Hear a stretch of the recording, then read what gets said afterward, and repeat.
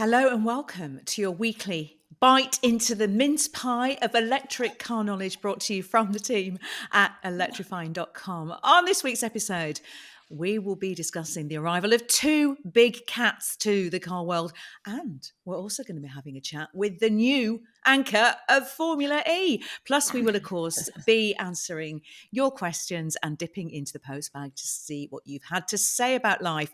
Welcome to the Kilowatt Half Hour. I'm Ginny. I'm Vicky. And we are joined live from Brazil by the new anchor for Formula E, who is our very own Nikki Shields. Thanks, guys. Although you have got me hungry for mince pies now. I guess it would be my first one of the year. I haven't had one yet. Well, you're hot off the plane on Sunday to a very exciting twin test we're recording on Monday morning, so I'll bring you some. How about that? Yeah, okay. Actually. I mean, so I'm going to be doing this on the shoot.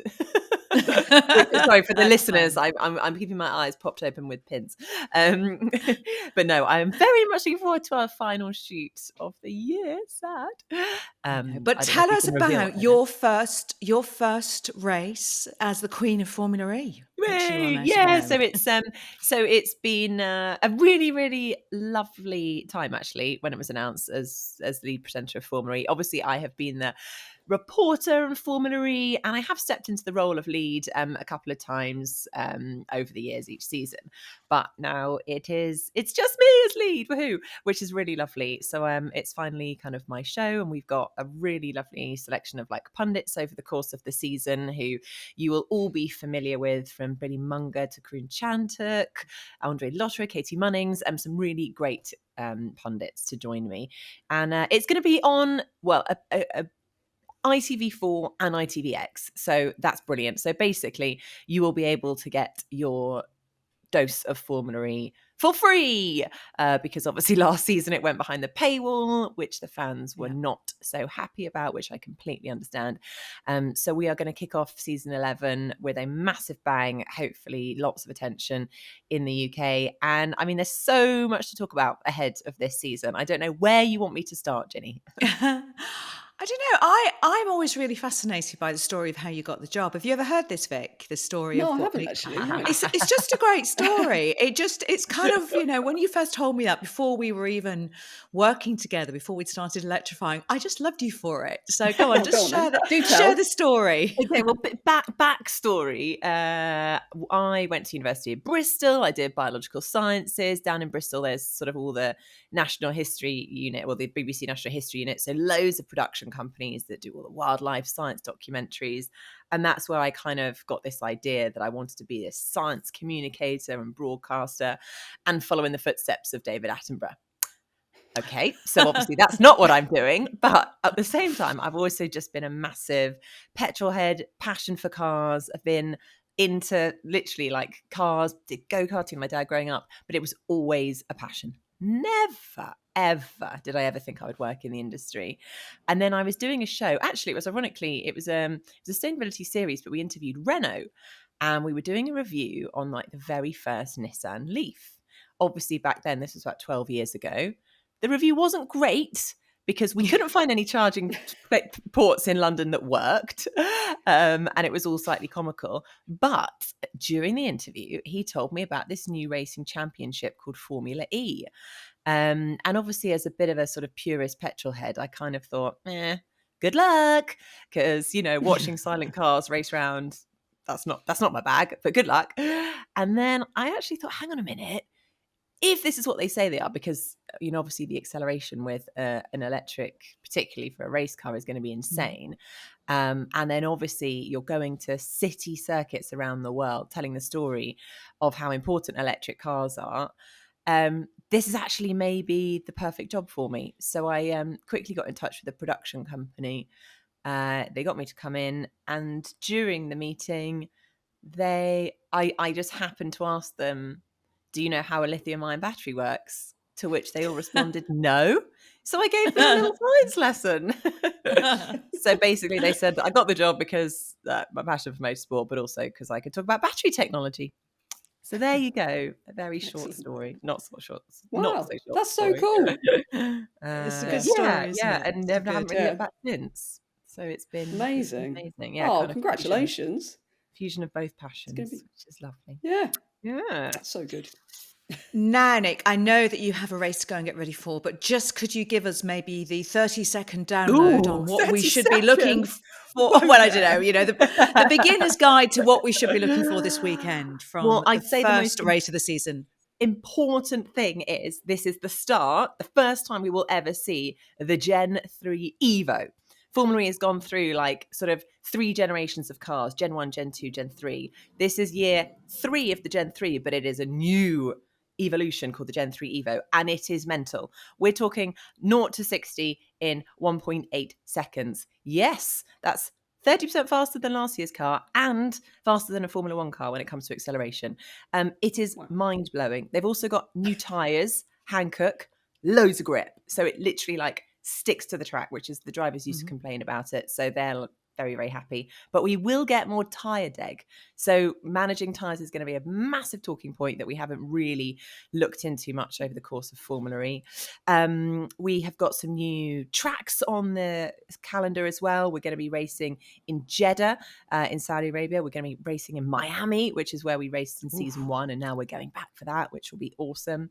We've got a couple of new drivers, David Beckman, Zane Maloney, who's come from F2. We've got Taylor Barnard coming in at McLaren. We've got the reigning champion, Pascal Wehrlein, who's trying to defend his championship with Porsche.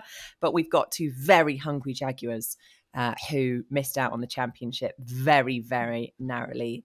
And it was a bit of a fallout there, but that's another story altogether. So, and do we ask great. if the Jaguars are pink, Nikki? So, Ginny Buckley, I went last night to the unveiling of the new Jaguar Gen 3 Evo livery. And this was exactly what I was hoping. Come on, give us one pink, one blue.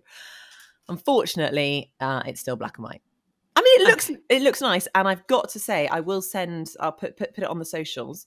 The car looks very cool, and they did a very cool launch. They basically did it on top of a helipad. They revealed the car, but the funniest part is getting the car on top of a helipad. They had to crane it outside the building, as you would, because obviously there wasn't a lift big enough for a car. And this is one of the tallest buildings in Sao Paulo. Oh, wow. Yeah. Okay. I want to. Those are the pictures I want to see of how they did it. They filmed it. We will get to see it. And Brilliant. apparently, the only way of getting the car, because we had really high winds this week, the weather hasn't been great. The only way to stop the car bashing against the glass walls of the building was that there were a couple of guys at the bottom with a few ropes to just sort of wiggle it away from the glass windows. Wow. That's a nightmare. Yeah. Love the it. girl, the lovely production manager who organised it said she hasn't slept for 2 weeks. Bless her. Well, but it was a great showcase. It was a really cool location for a launch. But sadly, no pink and blue. Well, we look forward to seeing it on the track. More importantly, we will look forward to seeing you on the track. And we're going to be doing a bit more Formula E over at electrifying.com and probably here on the website over the course of the season as well, because I went for the first time. It's terrible. It's taken me that long to go, but I was there at the London race last year. It is really exciting. And I had 2 15-year-olds with me who obviously are obsessed with Formula One, thanks to the Netflix documentary. And they both loved it. So, you know, I think it is a great sport. And congrats, Nikki. We will all be rooting for you. Yeah, and if for anyone watching on YouTube, do let us know in the comments what you want from me. I mean, I'm going to be on the ground. I can provide plenty of content to Ginny. We can do more chats like this. It would be lovely to know, what would you like to see? Would you like to hear from some of the drivers? Would you like to see inside the garages, the cars you want to see? Is it a bit of race analytics? It would just, let us know. Okay, brilliant. Well, thanks for joining us, Nikki, and good luck. Mwah. Thanks, Fingers guys. Crossed. It's a good story, isn't it? Yeah, it's amazing. Yeah. Shall we kick off by talking about something that isn't Jaguar for a refreshing change? just because we've talked about it quite a lot already this week. We're going to go back to it in just a minute. But what else have you been up to? Have you done anything non-Jaguar, or is it just Jaguar for you this week? Oh my God, it has been quite a lot of Jaguar this week. There's been a lot of media interest in it. I've reached the point where I'm sure you've done the same. If one more person says to me, you know, so what do you think of the new Jaguar? I just want to have my answers printed out on a card and hold them up. Just 'cause hold I'm it a up, bit bored. exactly. Just walk There you around go. with it on a kind of board, just saying, this is my opinion on Jaguar. I know. Well, okay, so I've been doing a bit of non-Jaguar stuff. I went out to Paris and drove the Alpine A290 on Monday, which was absolutely amazing. I love it. Very, very good fun. I don't know. I really loved it. I didn't drive it on track. I'd really like to have a go on track. I don't know whether I felt it was quite the sort of price gap it commands between the Renault 5 and the Alpine, but really, I think I need a bit of a go on. I need a bit of a go on track. But I have to say, it's just so good. Like the damping on it, it just looks epic as well. I really like it. I think Renault is on a roll at the moment. It really is. So really chuffed with it. Really enjoyed that, and lots of secret stuff as well about Renault. They've got some really interesting things coming out. I'll tell you what, this is an interesting, here you go, news flash. So I'm allowed to talk about this. So I chatted to Luca Di Maio, who's the big boss of Group Renault, and he told us that the forthcoming Alpine A110, which is out in 2026-ish, I think, I don't think that's been confirmed, you know, somewhere around then. So it's going to be lighter than equivalent petrol cars. Get that? Wow. I know. That's gosh. That's I know. an How exciting is feat. that? Yeah, that is. I know. That is really a sign, isn't it? That, you know, the technology is moving so quick with EVs for them to get that weight, you know, they're comparable. That's astonishing. So I was very excited by that. So I'm really looking forward to seeing a bit more about that. And so that's all. Oh, other thing, check out electrifying.com for Audi A6 e-tron review. That's up there. There'll be a video on the YouTube channel soon as well. So that's all come out. That's a really interesting car. Lots to know about that. If you fancy a big executive electric car. Talking of big electric executive cars, we can't avoid it really, can we? Should we go back to Jaguar? I feel like we should. I feel like we should just give people the chance to get a few things off their chest. Yeah. Because we have had, I mean, a massive postbag and stacks of comments about this car, haven't we? So should we go through a few? What do you reckon? Yes, let's do that. Okay, shall I take the first? We've got one from Patty the Geek, who in response to our first look video, which if you haven't seen is here on the YouTube channel. If you're listening to this, if you head over to electrifying.com, you will find it over there. So Patty the Geek said, the colours are fun and it's nice to see something other than the standard black, white, grey, blue and red. I'm not the target audience for this. I'm not sure many of us are, Patty, to be honest, but I can appreciate pretty. Having now finished absorbing your whole video, here are my opinions. We're deep into the woo-woo mystical vibe, man. How much of that actually comes to market, who knows? But really good point. If Jaguar is looking for that wealthy younger person that wants to show a bit of flash in their personality while keeping with luxury, that's great. And EV with spiritual and soul-feeling vibes is about right for that demographic. And this is because it has these totems, doesn't it, that you can insert into the car, one of which is a scent that fills the car with a nice mood scent, and the others are meant to reflect different vibes. So there's one that will calm you down if you're feeling a bit stressed, so they're very much tapping into that. Good point here from Patty as she finishes off there to say they just need to steal the monster good charging of the updated Porsche Taycan, and I'm more curious now on how they continue to fill their lineup of model offerings. And yes, anyone who hasn't subscribed to this channel already is a nutter. It's a great channel with awesome presenters, so we love you for that. Thank you. Excellent. Good point there. I mean, obviously this was the concept, but there's a lot of gaps missing still, obviously, about the tech, aren't there, Vicky? You know, we don't know. Yeah. There's been some figures bandied about. We don't know how they're going to get to those figures. I think this is one thing people are forgetting. It is a concept car. This isn't actually the car they're making. This is a relaunch of the brand. And I mean, how many other mad concepts have we seen from especially from some, you know, I think it was an Aston Martin a few years back that had the floating kind of key that you stuck on it and had a kind of like almost kind of an orb, sort of mystical crystal sphere thing that sort of rotated in the middle of the car, and all sorts of weird and wonderful concepts. And Jaguar sort of just doing the same, really, to an extent. And yeah, so I think that's a good point to make. But yeah, there's lots of tech stuff we don't know, charging, all sorts of things. So yeah, I'm quite keen to see how they roll that information out and how it evolves as it goes along, and how they manage the next 12 to 18 months in between now and actually launching the car is going to be interesting to see. Definitely. Really interesting to But see. yeah. And actually, just thinking about that Aston with the revolving orb, I did make it into a production car, just not the Aston, because you'll find it in Genesis, won't you? The revolving orb. Well, Forgot. yeah, no, they've got the weird crystal thing The that sort of weird crystal revolves thing. around. Yeah, I know. that Nicola loves. Yeah, no, completely agreed on that. Although I did, so there was a group of us there when we saw it, and I just said, yeah, wow, but it won't look anything like this, will it? I was told by multiple quite senior Jag people that yes, it will.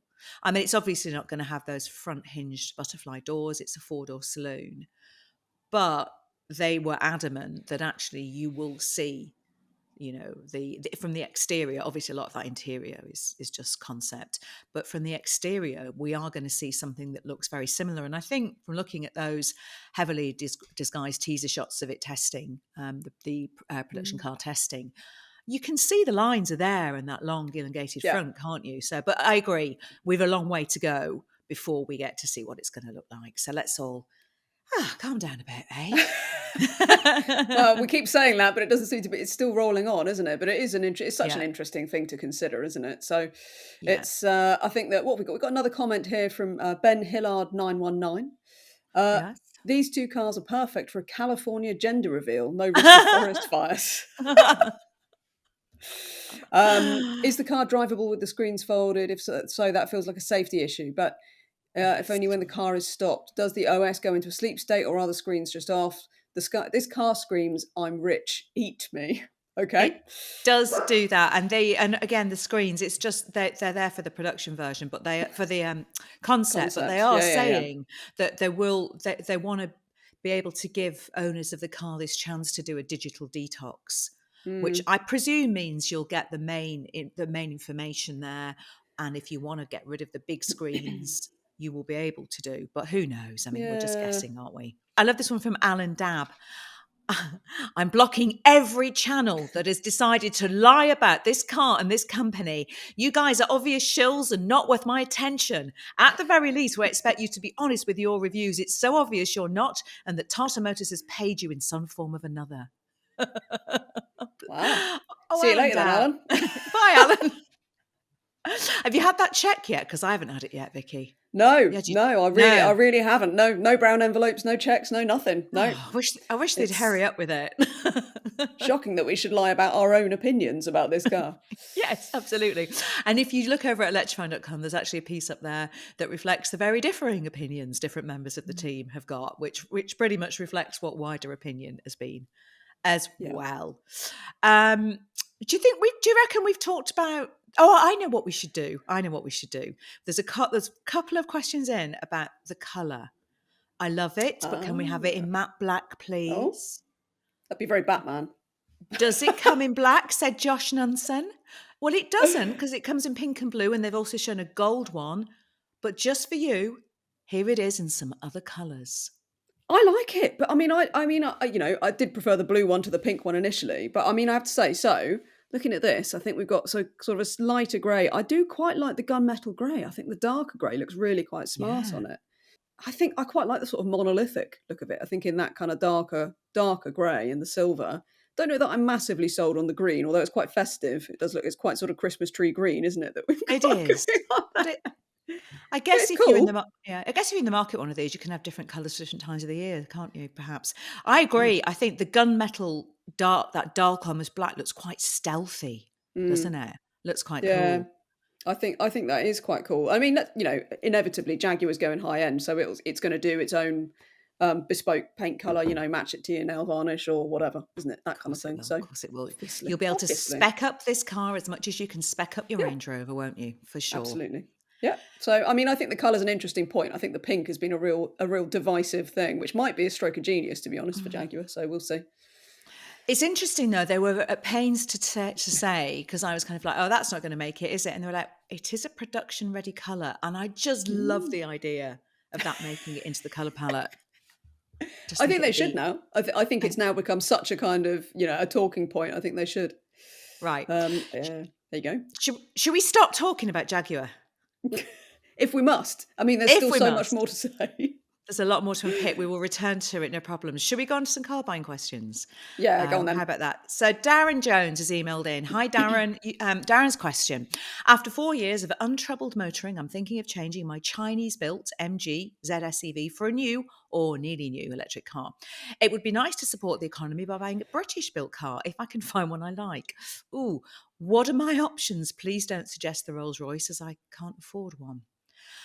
Okay, the Okay. options are not great, are they, Vic? Particularly now that Nissan has stopped production on the Leaf up in Sunderland. But there are, as we've reported a lot recently, some really good deals around on that car at the moment. There are, and the other thing is, if you can stand to wait a little bit, there will be more options within about 12 months because Yeah. Nissan are going to start production of 2 electric cars Hmm. over in Sunderland, and there is also Mini is going to start producing the electric Mini Yeah. at Oxford at Cowley. And you'll have to forgive me. Is the Countryman going there as well, or is the The Countryman cu- somewhere else? Do you no, know? it's I the can't Ace. I remember. think it's the Aceman that's going there as well. Yes, So there the you go. Thank you, Aceman because they're the is, same yes, platform, aren't they? yeah, Um, it's the Aceman and the Mini yeah, Electric will go so there. there are more options coming, but at the moment, yeah, it's pretty limited. You could start to look to some of our European neighbours. So there are a few manufacturers that do produce, Mhm. quite a lot more in sort of Western Europe and this kind of thing. That would broaden your options quite a lot. But yeah, if you want British built, I'm afraid you've got a little bit of a wait, but then there might be some good options within a year to 18 months. So yeah, Yeah. Yeah, certainly at Nissan, they're putting a huge amount of investment into that yeah. factory, aren't they? And also, there's a battery production facility going in right next door that I think they've put investment from the local council up there has invested into. The government's put Mm, some money into it, and that's going to be that really nice supply chain story, isn't it, Vic? Where you've got the batteries built close to where the cars are manufactured, so you're not shipping these massive things around the world or components yeah, going all over the place. So yeah, that, when Nissan gets that up and running, which is, as Vic said, we're a little way off yet, that's going to be, I think that will be great for the EV market in the UK and be yeah, brilliant to have. definitely. With 3 electric models will be built there, which will be great. Yeah, no, really looking forward to that. Okie doke. Do you want to take the next one? Go Alan on then. Gravy, 27. I don't know if that's your surname, Alan, or if you like gravy, Could be either. both of which would be brilliant. Yeah, exactly. I like gravy a lot. I love Right. gravy. Please help. Last week, I finally got to drive an Enyaq to much excitement, as it is right on the price, space, and range I want.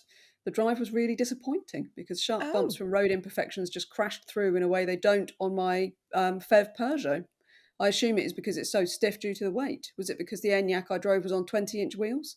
Can you suggest any full electric cars with 550 litres of boot, real world range of 250 miles, under £50,000, that can take the edge off Britain's scarred roads? Hmm. oh, wow. It's interesting. Obviously, I'm devastated to hear Hmm. that one of my favourite cars, the ENIAC, failed to live up to expectations. I mean, Um, I haven't noticed. And one of the things that I've always liked about that actually was the quality of the ride.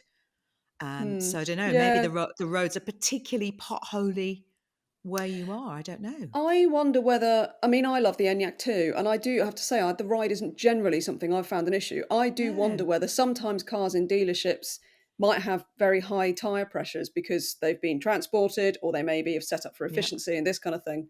So I know it's frustrating. Maybe just try and get a test drive in a different Enyaq and just make sure that the tyre pressures are all right with the dealership. Just ask them, because I do wonder if possibly the tyre pressures were very high on the car that you drove. Because even on Yeah. 20s, I've driven Enyaqs and I didn't think the ride was terrible. But there are other options out there. So good riding, EVs. I mean, Citroen comes to mind. The EC4 isn't big enough, I don't think, for what you're after, but it is Yeah. really comfy and great value. So you could look at one of those Yeah. if you don't mind the way it looks, and a slightly smaller boot, or without wishing to fall back again on one of my old sort of favourites that I keep telling people to buy. Nobody does, but I'll tell you anyway. There's always the ID7, which drives really well, and you can get it as an estate. And it's got the range, and it's got a 600 litre boot, over 600 litres, so it's vast and it's really comfy, and I love it, and I want more people to Okay. buy them because I want it to be a big success. So you might have to go sort of nearly new rather than new to get it for that price, but they're out there. You can get basically brand new ones for that sort of money. So check that Cool. out. What else is there? Really good What riding. about this? I think the Scenic is worth chucking in the Scenic, mix, because that boot is yeah, pretty much bang really on the good call. 550 litres. Yeah, It's a car that we like a lot. yeah, Yeah, really, really impressive car. And again, will bring you less than 40. You'll get that for well within your budget as well, I would have thought. yeah, definitely. I mean, I'd say the boot space, a lot of it is in the depth of the boot rather than the sheer Yeah. floor space. That's one of my only kind of real issues with the Scenic. I love it apart from that, so it's a really good call. Yeah, so there's some good options out there, but I'd have a look at Okay. those. And as always, you can check out all the listings over at electrifying.com, because we've got all of them on there, along with details of all the boot spaces. What was really great about this one, Vicky, was that this came from YouTube, and actually our audience were helping each other out, which was brilliant. So John Nodge had replied to Alan Gravy, and John threw the Ioniq 5 into the mix. That is a good shout. Ioniq 5 of capable is all those things. Road bumps don't upset too much, even on the 20s, does 250 miles in winter, over 300 in summer, has a good sized but not SUV shaped boot. Also has a reasonable front boot in rear wheel drive format. Very good shout. And I do love the fact that our community is advising each other. Please carry on doing that. That makes me happy. Right, email. How about that email from Stephen Cook about depreciation? Shall I? Yeah. Shall I do Yeah, that one? carry on. Yeah. Stephen Cook has been in touch. First of all, let me say I watch your reviews and podcasts on my TV, on YouTube, so I can't add comments. Anyway, they're always interesting, so keep on doing what you do. It's great. Thank you. And if you can't add comments, if you're watching on your smart TV or you're listening on your podcast platform, you can email us podcast@electrifying.com. So it's quite a long email, but it's an interesting one. I have an I-Pace I bought in 2021, my first EV, and I think I'm a converted petrol head, having probably owned 30 or so performance cars in 50 years of motoring. It's a great car, as your used review says. I've had a little trouble with it. I haven't really been interested in anything else, but my interest was stirred by the iconic 5N, but I've dismissed that as a bit of a gimmick, been there and done that with ICE cars. I intend to pay off my PCP and keep the car when my agreement ends late next year. However, I got it valued and it's worth 20k with only 22,000 miles with HSE spec options. A great car, but with so much negative equity, I don't think making further payments and buying again makes any sense. Jaguar Finance just aren't interested in buying me out at its market value. So, I mean, my main point is that you don't make mention of the depreciation aspect enough. I hear of other brands this has happened to. In fact, in a showroom recently, a salesperson said the only way to avoid this is to buy an ICE car. Keeping my eyes on this fast-moving period of next generation EVs, thanks to you. Best wishes, Stephen Cook. I mean, that's a hell of a hit to take, isn't it? Yeah, it is. I mean, there's no getting around it. There's been huge depreciation on EVs and on ICE cars. It has hit ICE cars as well in the last sort of 3 or 4 years. It's all kind of fallout from COVID and the microchip crisis, all sorts of things. So that caused the perfect storm for the car market, as we know, and actually still basically the kind of the fallout from that. But interestingly, SMMT published figures quite recently that the EV used prices for EVs have actually started to plateau and have started to creep up. So they've actually gone up only by, I think, about 1%, so a small fraction, but they're starting to go up where ICE cars are still falling slightly. Don't get me wrong, EVs have had much worse depreciation than ICE cars, unfortunately, in the last few years. So yeah, unfortunately, it's a thing, and we do talk about depreciation. I talk about depreciation in our reviews, and it's tricky because so many people buy on finance, and yeah, it's one of those things that's just an unavoidable problem at the moment. It does look like it's improving, but I think we're all sort of at the moment looking at it in terms of you can get some great deals if you're buying a used EV. It's a really bad situation for some people who perhaps bought an EV, especially 3 or 4 years ago when actually prices were really high. Some EVs were going for higher than list immediately after the microchip thing caused such delays. You know, I remember seeing things like Q4 e-trons for £65,000. It was crazy. We saw an ID4 for sale, front news for £65,000 for a VW ID4. I mean, there was some insane prices. It's just... I think part of the problem was in that sort of aftermath of the the chip shortage and all those supply issues, it was EVs that became hardest to get hold of because they obviously use a hell of a lot more Yeah. chips than petrol and diesel cars do. So their prices were inflated even more, which of course has made those drops, just even more Yeah. The percentage wise, it extraordinary. looks even bigger. It's been, yeah, a proper roller coaster for It has. used electric cars in the last few years. But we'll get the new used car figures from the industry's trade body, the SMMT, in January for the last quarter of the year. And I think, as Vic said, we've seen prices creeping up. It might be worth you revisiting that again if we see those prices have started to hold in the new year, because you might find out you get more for it. Obviously, prices can change from day to day. But it's a really good Yeah. good email from Stephen. And yeah, sorry you're experiencing that. It's not great. Yeah. Right then. Shall we move on? Efficiency. Do you want to take a couple on efficiency? Yeah, go on then. Okay, efficiency, one of my favourite topics. So this is a message from at Jaw0LF, Ulf, Jaw, I don't know, something along those lines. Still super pleased with the Tesla Model 3 that you recommended. Done my first few supercharger stops and all were less than 12 minutes before continuing. The colder weather has had little effect as still managing around 4 miles per kilowatt hour. To me, efficiency is the part many EV makers seem to miss. Cars with 2 to 3 miles per kilowatt hour as standard should not be sold. Oh, that's quite a bold claim, but It's quite bold, yeah. yeah, but I do completely sympathise with the, well, not sympathise, but I'm with you on the Tesla Model 3. Is the efficiency is amazing, and I've spent a bit of time in a Model 3 recently, an older one actually with quite a high mileage, and it's still where the software updates and where the phone integrates with it so well, and the efficiency on it, it's just brilliant. I mean, this was a long range all wheel drive and still get 300 miles out of it, and it's got 160,000 miles on it, this car that I was driving. So Tesla Model 3, I mean, that's the thing with Tesla. They've always been real top of the game with battery technology Yeah. and efficiency. They always have, and they still are at the moment. Yeah. And if you can find those early ones as well, Vic, that had that free Yeah. charging for life. I I mean, know. Yeah, we talked about that a while ago, didn't we? The Model yeah. S's. Yeah. So that Yeah. was the Model S. The thing is, if they get taken, we did confirm that if they get taken back into the Tesla dealership service, then that gets removed. So it's only if those cars are privately sold that you might get away with keeping the free supercharging. But Okay. obviously, most people just don't sell them because it's like Because why would you? having it's like having a BMW 5 Series that you get free petrol in. It's ridiculous. I know. So Was it only the it's Model great. S? Because I thought there were a few. It was some of the early Model 3s, but am I Was it? incorrect in that? I Oh, don't know. you might I be might be right. wrong. I might not be. I mean, if anyone out there, come on, Tesla owners, I was going to correct say, us. our I listeners think will tell us, I'm sure. Leave a they comment and tell will. us whether they were Model 3s with it as well, because I didn't know about that. And if there is, I'm going to go and find one and buy it immediately. That might be one of those made up facts that lives at the back of my head. So don't hold me to that. And our Well, listeners are very good at letting us know what they think, because somebody messaged in to say that I need a fringe cutting because my hair's very annoying. So sorry, I'm not going to have a fringe cut in, but knock yourself out with telling me what to do with my hair. oh my goodness. All right. Well, look, here's another one on efficiency as well. This is from at RobSmith1A.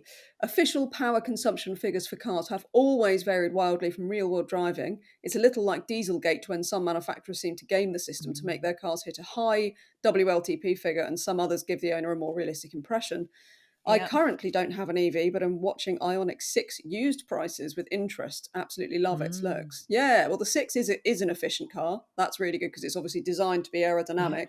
I think efficiency is finally becoming something that the industry is beginning to really look at very closely. And again, on this Renault thing that I just did, where I talked to some big cheeses and people who know what they're talking about and engineers, efficiency is one of the things they talked about. One of the big bosses at Renault told me that they're having big discussions about whether to focus on smaller batteries, better efficiency, and faster charging, or whether they go longer range. All of this, they've got so many different brands and cars to look at, but I think all manufacturers are looking at it. What I would like to see as a short stop change is a more consolidated way of talking about it. So we do miles per kilowatt hour in the UK, but a lot of the manufacturers still state kilowatt hours per 100 kilometre on their public sites, even UK sites. And you see, there's about 5 or 6 different ways of stating efficiency in electric cars. And it's so confusing.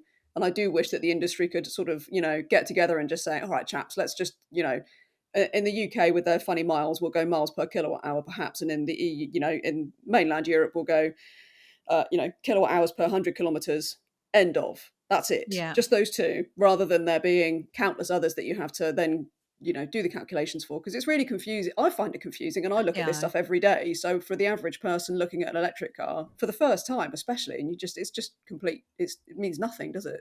So I Yeah, think that's really confusing. I think there also needs to be a lot more clarity around the impact that colder weather and winter will have on that battery. And just giving a WLTP official range that's an average is just not enough. People don't understand enough that in winter, depending on which car it is, you can see some real drops. So I've had two really kind of quite extraordinary contrasts on this recently. So I'm running a Cupra Born VZ, so it's their kind of sporty version of the Born. It's sporty-ish, it's sort of it's a lukewarm hatch rather than a hot hatch, but I really like it. It's got a lovely ride, nice and punchy. What I'm most excited about with this car though is its efficiency. So I've regularly been getting close to the WLTP range in summer driving, sort of August, Oh, that's September, good. even into October. Now, in this recent cold weather, I'm still getting 300 miles out of it, Oh, close that's to really 200, good. which is really good. But also, we're Yeah. kind of accustomed to saying, oh, the faster the car, it's going to really hammer the battery and your range will drop. I'm not seeing it with the Born. I think they've really nailed efficiency. The contrast on that was that E5008 that I had last week, and Nicola's got an E3008, and that's nowhere near the mark. I mean, official ranges on that were, they're into the high 300s at this time of year, and I've been getting 240 out of it, which Yeah. is it's such a big drop. And I think there needs to be a lot more clarity from car makers about what you're going to get on it. It's got to be simple language, what you get on a hot day and what you get on a cold day. There, end of, Yeah, It's too I mean, it's confusing for confusing, people. isn't it? It is too confusing. They do a high and a low figure for WLTP, but they don't get stated Yeah, by most manufacturers. And they also, don't. it's still pretty it's pretty difficult to understand what they're talking about, isn't it? Yeah, So it is. yeah, I think you're absolutely right. They need to do for EVs specifically. They need to do a sort of summer and a winter, best and worst case scenario, effectively. So there's lots of stuff that can be changed in the communication with electric cars from the industry and from the media as well, I'm sure.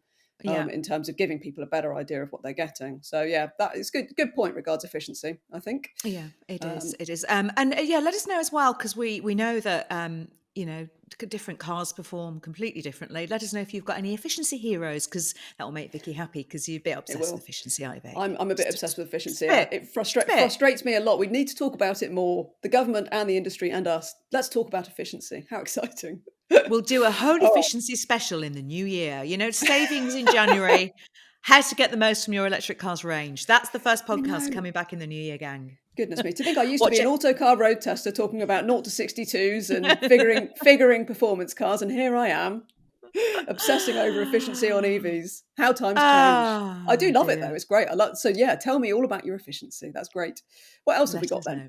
I think it's probably time to wrap up now, because we're well Oh, over the probably. kilowatt half hour as usual. Standard. So do you want to take app kazoos, and I'll finish Oh, off go with on one then. from Frankie Limes? So, yeah, message from AppKazoo5925. When people use the fact 40% of the UK can't charge at home, it's missing an important part of that statistic. The car ownership of people without off-street parking is a lower percentage than for those with Ooh. off-street parking. So I suppose what they're saying is that statistic factors in people who don't even own cars, and therefore charging isn't really going to be an issue. Okay. I'm not sure where that statistic came from, or I mean, I hear it, and I'm sure it's accurate, but the thing is with these statistics, there's always sort of tolerances, isn't there? I actually researched that, because I got fed up with with hearing it and not knowing where it came from, and I have sourced that from some some government census. And they call it's not as the wording is different. They say don't have access to on plot parking. So, and that stat is 40%, and that's a stat that I found on a government census. That's why I quote that one, but I know there's a couple of different ones bandied around. Interesting. So on But plot I did. parking. My journalistic nous got me irritated. Like, why do people say this? Where's it come from? And I managed to track it down. So, let's leave on a funny note. Frankie Limes, thanks for your message, Frankie. Here you go. We were talking about the Leaf, as we so often do on this podcast, particularly when Tom is with us. And here's a question for us, pub question. So we'll have it as we'll do a pub quiz question in all the festive editions of the podcast. Right, the Nissan Leaf. If there are more than one Nissan Leaf, is it a Leafs with an F or a Leaves with an Leves? There you go. Does anybody know the answer to that one? Is it Nissan Leafs or Nissan Leaves? I would say leaves because that would be grammatically correct in English, wouldn't it? The leaves with a V rather than leafs with an F. Is that correct? Well, I would trust you. I would trust you much more than me. But let us know I've what you got a think. degree in English literature, but even I'm not 100% sure on that one. All of a sudden, face to face with the podcast and the internet judging me, I'm now not 100% sure. I'd go leaves, I think. Yeah. Okay, so we need to know: is it Leafs with an F or is it Leaves with a VES? And also Model 3. Did any ever come with free charging, or is that a fact I've just made up along the way? And go on. How about collective nouns as well? What do you call a group of leaves or leaves? What do you say? So what's it? It's not a is it a branch of leaves? Is it a tree? Is it a tree of leaves? Is it a sort? What do you call a whole group of leaves? I wonder. There's always lots of fun collective nouns for that kind of thing. Okay. In my experience, it's a pile of leaves because it's a pile that I will not have swept up from the garden that will still be there in spring. Yeah. Oh, well, let us know anyway. That's something to think of. Okay. And on that note, shall we leave it here and say our farewells? All right. Sorry. See you later. Bye. See you next time.